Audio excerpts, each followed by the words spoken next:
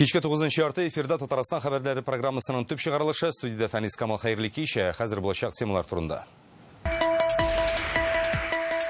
Кызыл зонада ел ярым узган. И они обязательно привьются. У нас все 100% говорят, что они будут прививаться. РКБның ковид госпиталендә үзгәрешләр бармы? Табиблар ник борчыла? Бу хакта Алия Хайретдинова. Спас районында кем тарихи объектта ашлык саклый һәм ни өчен бу факт белән прокуратура кызыксына башлаган? Я что, я специально загоняю, что? Жарко.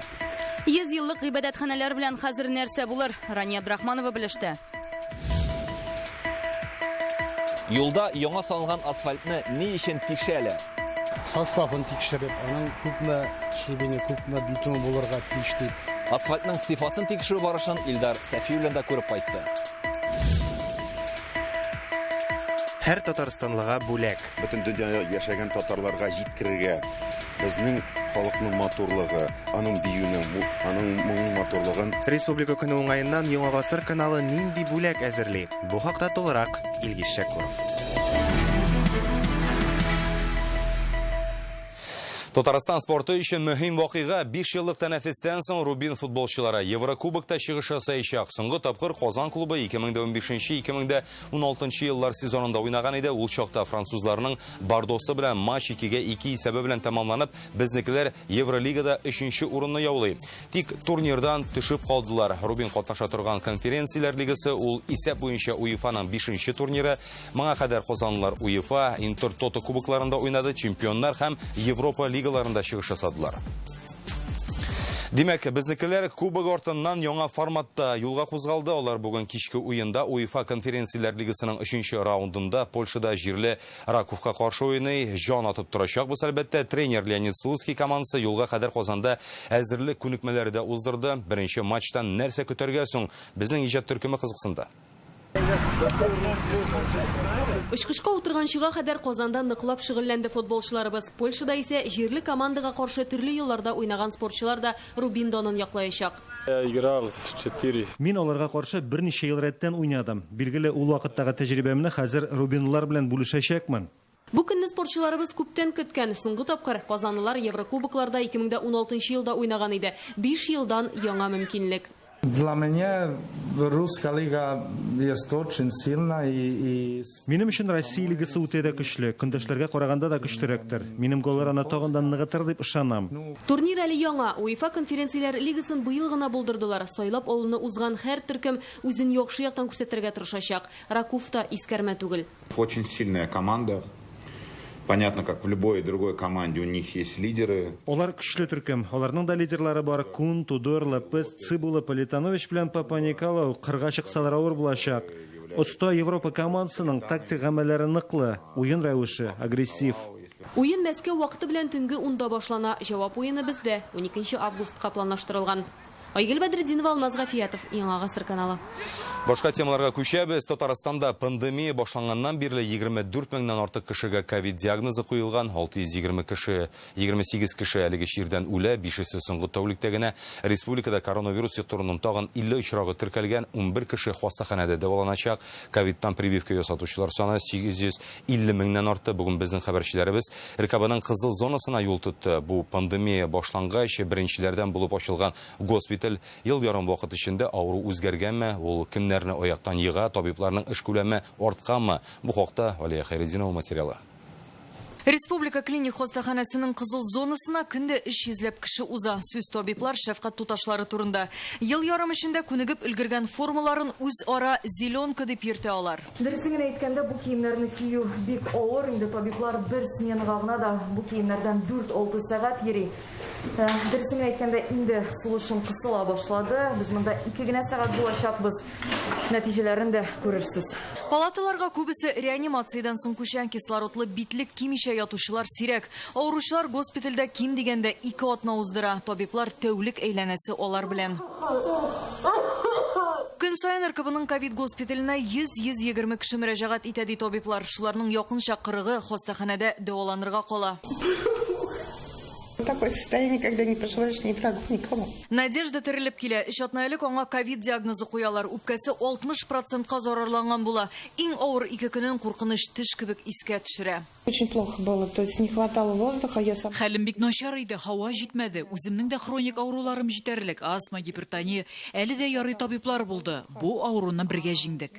Надеждага 57 яшь, әле 1 ел элек госпитальгә нигездә аның кебек яшьтәгеләр эләгә иде. Бүген авыручылар арасында яшьләр күп. Они поступают достаточно тяжелые. Күбесе безгә авыр хәлдә эләгә. Яшьләр дә күп. 20, 30, 40, 50 яшьлек авыручылар арта. Аларның хәлләре бик авыр була. Ширдә үзгәрде, тиз тарала, тиз зарарлый.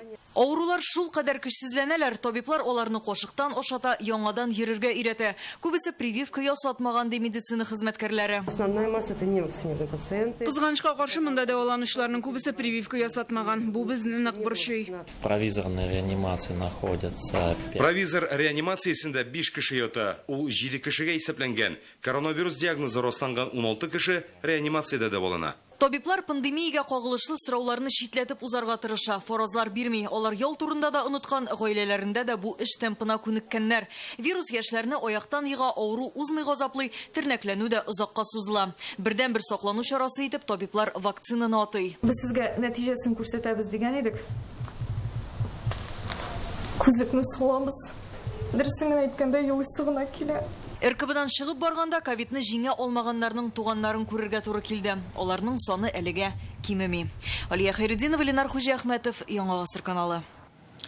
Татарстан прокуратурасы Спас районындагы гыйбадәтханәләрдә мәдәни мирас объектларын саклау турындагы федераль законның бозылуы буенча административ эш кузгатты. Есегезгә төшерәбез, кичә социаль челтәрләрдә Спас районындагы 2 тарихи гыйбадәтханәне склад һәм фермага әйләндергәннәр дигән мәгълүмат барлыкка килгән иде. Без моны үзебез кайтып күрергә булдык.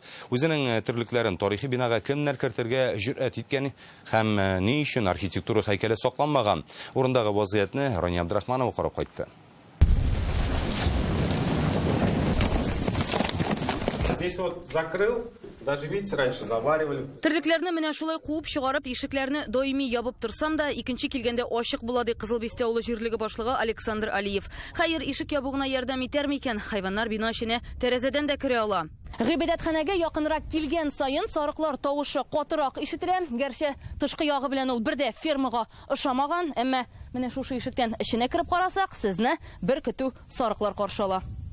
Без килгәндә дә сыйыры да, сарыгы да шунда иде. Кешедән куркып кына чыгып качтылар. Алар гыйбадәтханәнең эчендә дә, янында да шулай хуҗа булып йөри. Куар кеше юк. Шербет авылы 4 йортнан гыйбарәт. Шуның да икесендә генә яшиләр. Салада 5 кеше теркәлгән.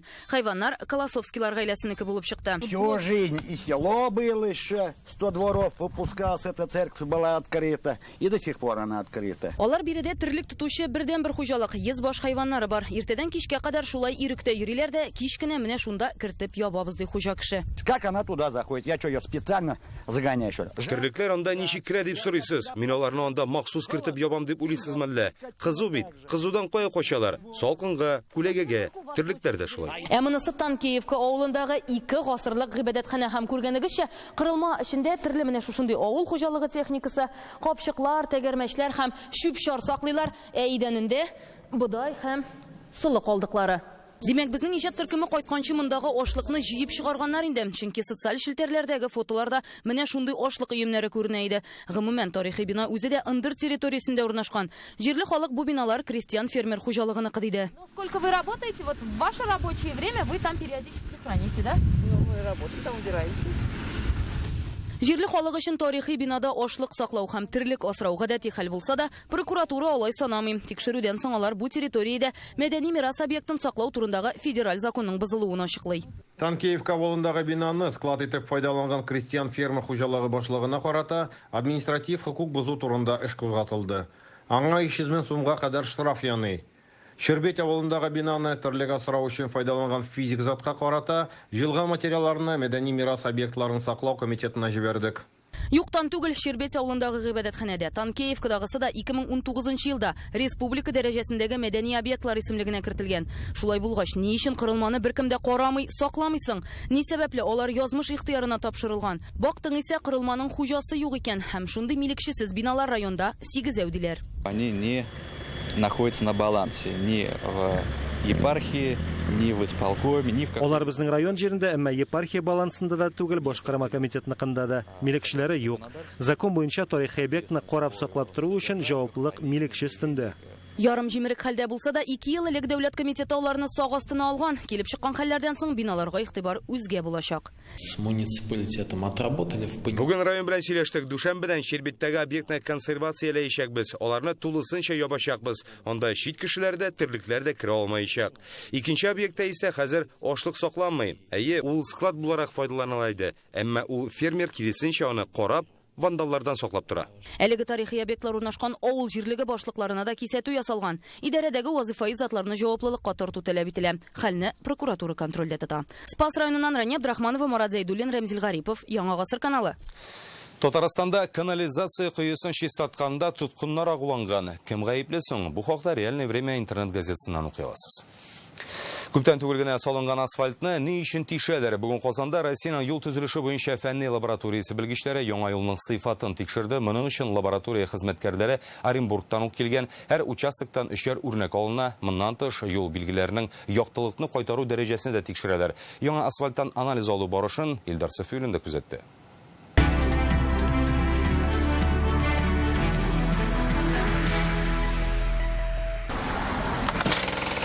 Көчле тавышлы әлеге аппарат 2 минут эчендә менә шулай яңа салынган асфальтны тишә һәм аның ярдәмендә цилиндр сыман катлам тартып чыгарыла. Юл салучылар аны фәнни телдә крен дип атай. Асфальт чуерташ катламы тыгызлыгы, чыдамлыгы барсы да диккать белән тикшерелә. Асфальт-бетон өслекнең югары катламыннан үрнәк алына һәм ул физик-математик үзлекләрне сынау өчен безнең лабораториягә җибәрелә. Анда тулысынча тикшерәләр. Юл сыйфатын тикшерү лабораториясе Оренбургтан килгән махсус прибор ярдәмендә юл билгеләренең төнлә яктылыкны кайтару дәрәҗәсендә тикшерәләр. Казанның магистраль урамында салынган яңа асфальт юл ил күләмендәге имин һәм сыйфатлы юллар проекты буенча эшләнгән. Участокның киңлеге 7 метр, озынлыгы Мамадыш трактыннан Тыныч урамына кадәр 2 чакрымга якын. Ремонт эшләре 3 айдан артык барган. Юл салучы Алексеевск Дорстрой оешмасы барлык таләпләрне тиешенчә үтәрик дип ышандыра. Тәҗрибәләре зур. Безнең заводта уже бөтен лабораторный эшләр үткәрәләр. То есть составын тикшереп, аның күпме шебене, күпме битумы булырга тиеш дип. Бөтен монда килеп асфальтны салганчы, башта лабораториядә бөтенләрне эшләп, аннан соң уже монда килеп салганнан соң да без монда тикшерүләр, безнең лабораториялар чыгып, тикшереп, аның калынлыгын, аның биеклеген, аның узынлыгын, менә бу эшләр лаборатория эшләгән эшне бу эшләрне без баштан ук уже үзебез ишебездә эшләп бетердек. Быел ил күләмендәге имин һәм сыйфатлы юллар проекты буенча Казанның 11 урамында юллар салына. Бик күпләрнең яңа асфальт юлдан үткәндә менә шундый тишекләргә юлыкканы бардыр. Бу нинди хәл икән дип һеч кенә дә гаҗәпләнмәгез. Димәк, әлеге участоктан асфальтның сыйфатын тикшереп, анализ алганнар дигән сүз. Күргәнебезчә, махсус җиһазлар белән менә шулай нәкъ 3 тишек тишеп, асфальтның нинди сыйфатта булуын тикшерәләр. Анализ нәтиҗәсе 1 тәүлек эчендә әзер булачак. Ә инде тишекләрне яңа асфальт белән ямап куячаклар. Илдар Сафиуллин, Алмаз Зеттинов, Яңа Гасыр каналы. Татарстанның үзәк сайлау комиссиясендә Дәүләт Думасына депутатлыкка сайланырга теләүче кандидатлардан документ кабул итү төгәлләнде. Бер мандатлы округлардан кандидатлыкка 57 кеше теркәлгән, аларның 4-се үзен тәкъдим итүче. Бу категорияның нибары берсе генә документларын тапшырган. Калганнарыннан вакыты чыгу сәбәпле кабул итәрләр микән соң 15 августка кадәр билгеле булачак. Сейчас очень важный этап в работе окружных комиссий. Начинается проверка. Округлардагы сайлау комиссиялары өчен мөһим эш башланды. Документларны тикшерәләр. Бу сайлау кампаниясында көндәшлек аеруча зур. Үзәк һәм Әлмәт округларында бер урынга 10 кеше, Мәскәү, Идел буе районнарында 9-ар, Түбән Кама, Яршалыда 8 кандидат.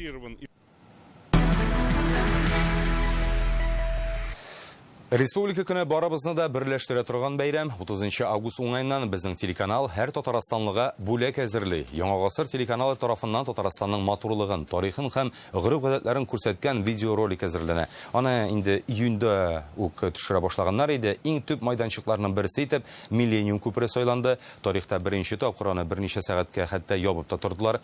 Махсус техника, юхиди экипажлары, артистлар һәм ТНВның иң яхшы хезмәткәрләре бәйрәм бүләген әзерләү мизгелләре Шакуров материалында.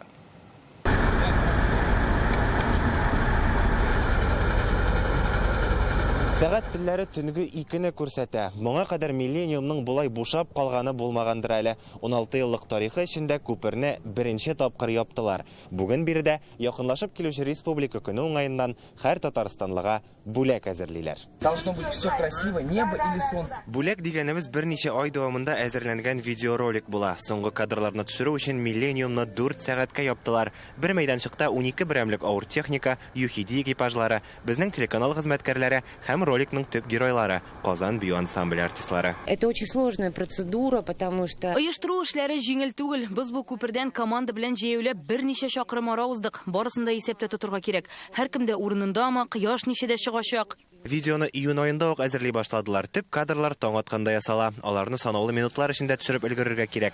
Шуңа да бөтен команда иң элек һәр нәрсәне берничә тапкыр кабатлап карый. Искиткеч тәҗрибә, искиткеч шатлык, чөнки безнең эчендә яңалык, без үзебезне дә тикшереп карыйбыз, сынап карыйбыз.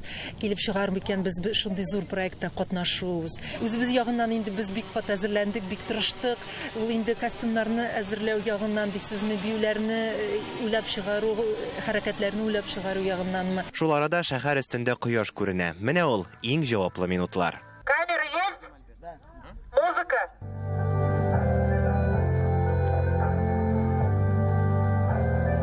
Бу проект менә дәртле кешеләр җыелган чакта, менә шулай проектта килеп чыга. Татар моңын бәйләп, бу татар мәркәзе безнең иң матур урыннарны бәйләп, һәм татар бию белән бергәләп, менә бу шәһәрнең йөрәген сизәргә, аның тибүен сизәргә, һәм бергәләп менә ул тибүне сизгәч, бөтен дөньяда яшәгән татарларга җиткерергә бу йөрәкнең тибүен. Видеоны 30 август республика көнендә ТНВ һәм ТНВ Планета каналларында карагыз. Millennium күпере эчендә бу көн тарихка кереп калачак. Туктаусыз машина агымы урынына ул 4 сәгатькә генә булса да иҗат дөньясына чумды. Илгиз Шәкүров, Александр Лобанов, Яңа гасыр каналы. Бу шимбәдә Казан гаилә үзәге янында Россия һава флоты көненә багышланган "Мин күкне сайлыйм" дип аталган авиация тамашасы узачак. Быел 9-нчы тапкыр үткәрелә. Программада 20ләп һава судносы һәм стрижи югары пилотажы чыгышлары да көтелә. Шул көнне су мотор спорты буенча Россия кубогы чемпионаты узачак. Тамашачыларына тагын нинди чаралар көткәнен Чулпан Касыймов җиткерер. Ту-95 МС, Ту-22 М3 бомбардировщиклары, Россия авиациясының горурлыгы АКШ Ту-160. Барлыгы 20ләп һава судносы шимбә көнне казанлыларны үзләренең чыгышлары белән шаккатырачак.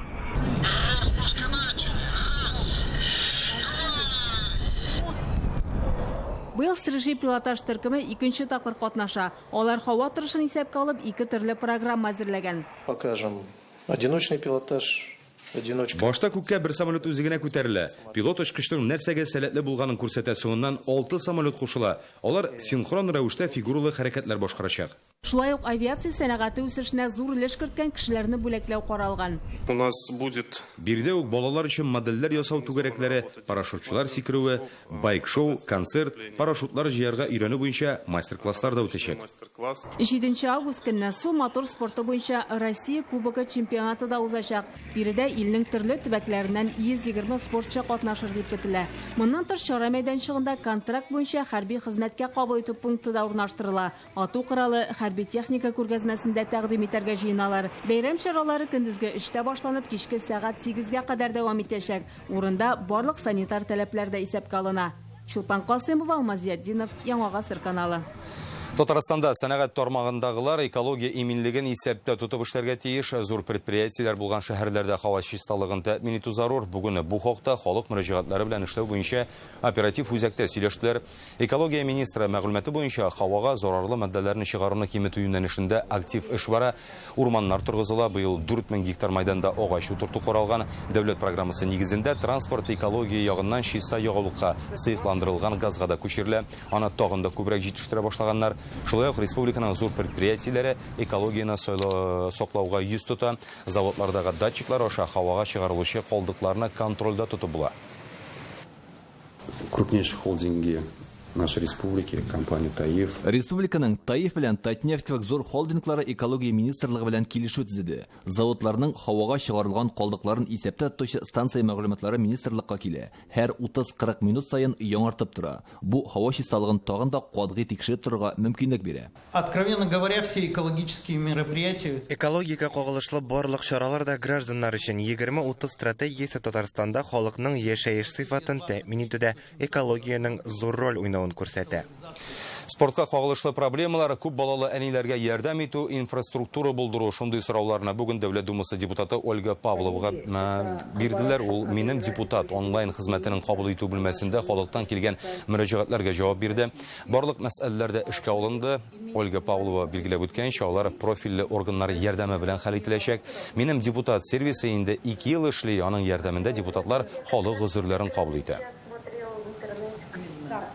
Очень много вопросов. Сүз гражданнарның социаль һәм пенсиягә хокуклары турында барды. Бу аеруча 80 яшьтән узган өлкәннәргә кагыла. Сораулар бик четерекле иде. Кемнәргә өстәмә матди ярдәм каралган, кемнәргә юк. Шулар хакында фикер алыштык. 75 яшендә Татагрохим сервис оешмасының директорлар советы рәисе Салихҗан Калимуллин арабыздан китте. Ул Татарстанның агрохимия хезмәтен 30 ел җитәкләгән. Салихҗан Калимуллин тырышлыгы белән республикада минераль ашламалар базалары сакланып калган, үсемчелек белән шөгыльләнүчеләргә яңа төр техника чыгара башлаганнар. Салихҗан Минсабир улы олы йөрәкле хәйрияче дә була.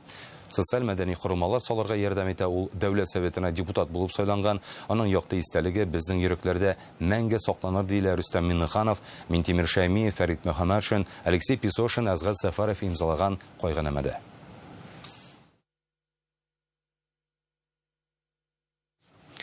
Менделеевск өстөнлөкле үсеш территориясендә натрий хлоридын җитештерә башларга ниятлиләре. Проект Менделеевск химия заводыныкы. Яңа предприятиенең егәрлеге елына 80 мең тонна 56 яңа эш урыны да булдырылачак. Түбән Кама һәм Менделеевск өстөнлөкле үсеш территорияләрендә эшчәнлек алып баруга кагылышлы гаризаларны бүген хөкүмәт йортында карадылар. Комиссия утырышы икътисад министры Мидхәт Шаһиәхмәтов җитәкчелегендә уза. Барлыгы 3 проект тәкъдим ителә. Түбән Камада, мәсәлән, микрофибрадан җайламалар җитештерү буенча килешүгә үзгәрешләр кертү турында гариза карала. Ул инвестицияләр һәм эш урыннарын арттыруны күздә тота. Барлык гаризалар уңай бәя алды.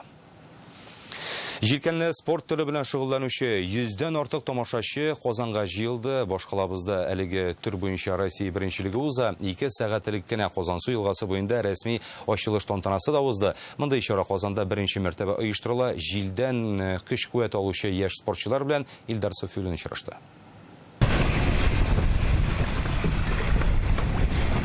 Җилкәнле спорт Казан өчен яттыр түгел, ләкин нәкъ менә командалар арасындагы Россия беренчелеге Татарстан башкаласында беренче мәртәбә үтә. Бердә спортчы үзе өчен генә түгел, тулы бер коллектив алдында җаваплы дигән сүз. Ягъни җилкәннәр ярдәмендә җиңү яулау ул күмәк тырышлыктан тора.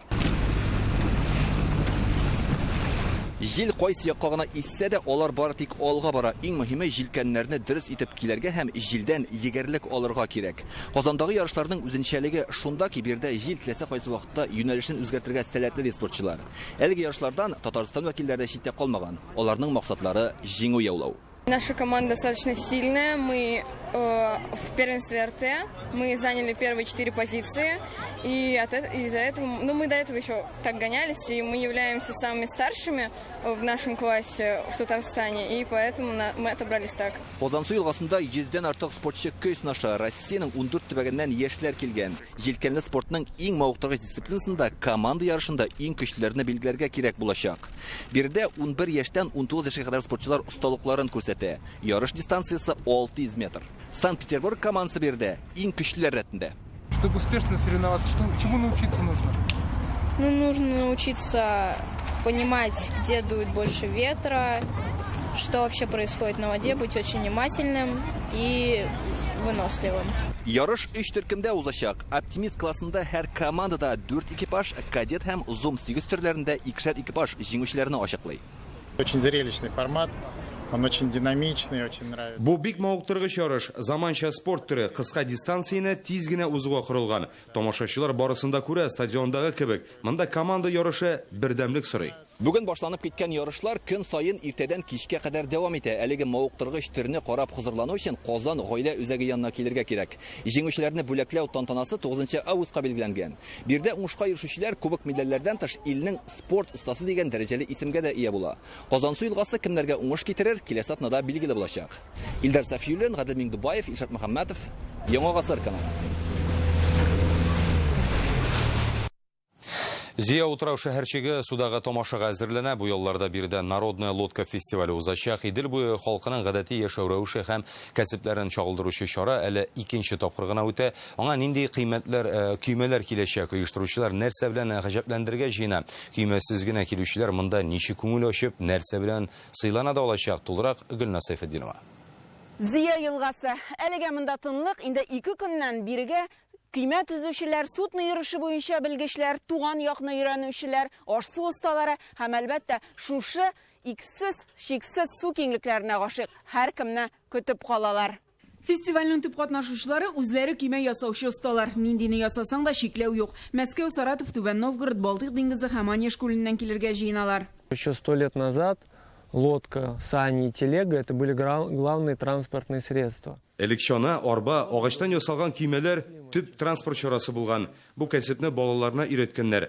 Хәзер ул һөнәрләр онытыла. Без шуларны тургызырга телибез. Фестиваль өчен махсус менә шушындай көймә төзиләр. Элек Иделдә йөргәннәргә охшатып, аны 80 көн эчендә төзеп чыгалар. Хәзер көймә суга төшерелгән. Яңа көймә гадәттә берничә көн суда торырга тиеш, ә фестиваль ачылышында аны тантаналы рәвештә җибәрәчәкләр. Мы ее подоткачали, она была затоплена.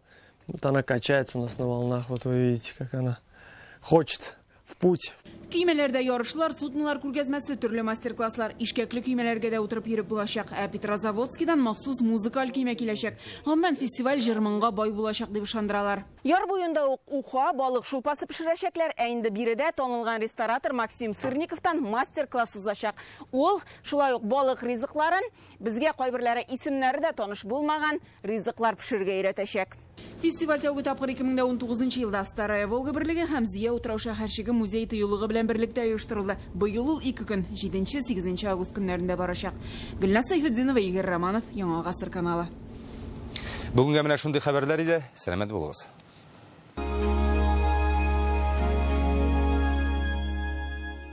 Памятники Данила Мастер. Портрет бесплатно. 202-38-32. Сейчас или дороже. В августе берите Nissan от 999 тысяч рублей. Узнайте подробности в автоцентре РРТ. Звоните 4 пятерки 3 единицы. В Казанском цирке с 24 июля новая цирковая программа «Дикая планета».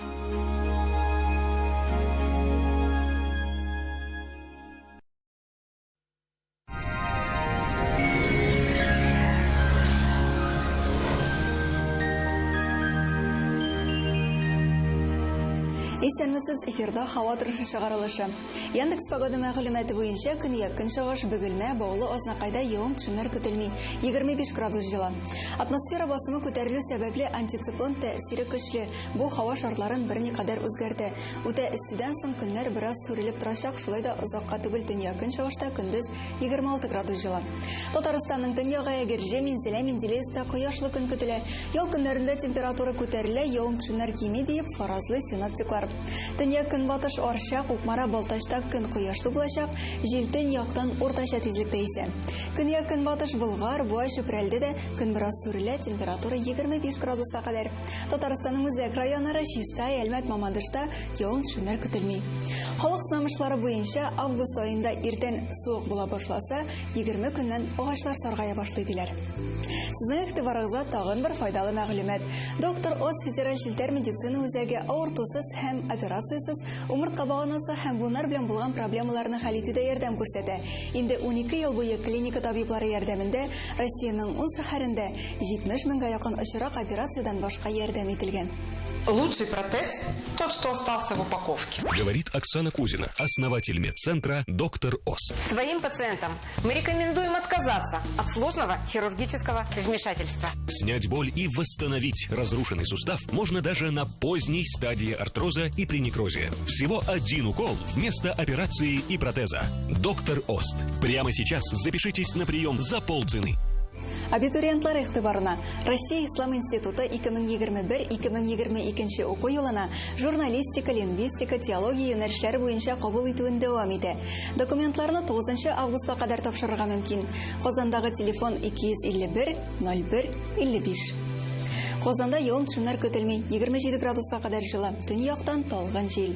Атмосфера басымы теркемеш баганасының 756 мм тәшкил итә, һаваның чагыштырмача дымлылыгы 45%. Җирнең магнит кыры тыныч. Бүгінге менә шулар, сау булыгыз.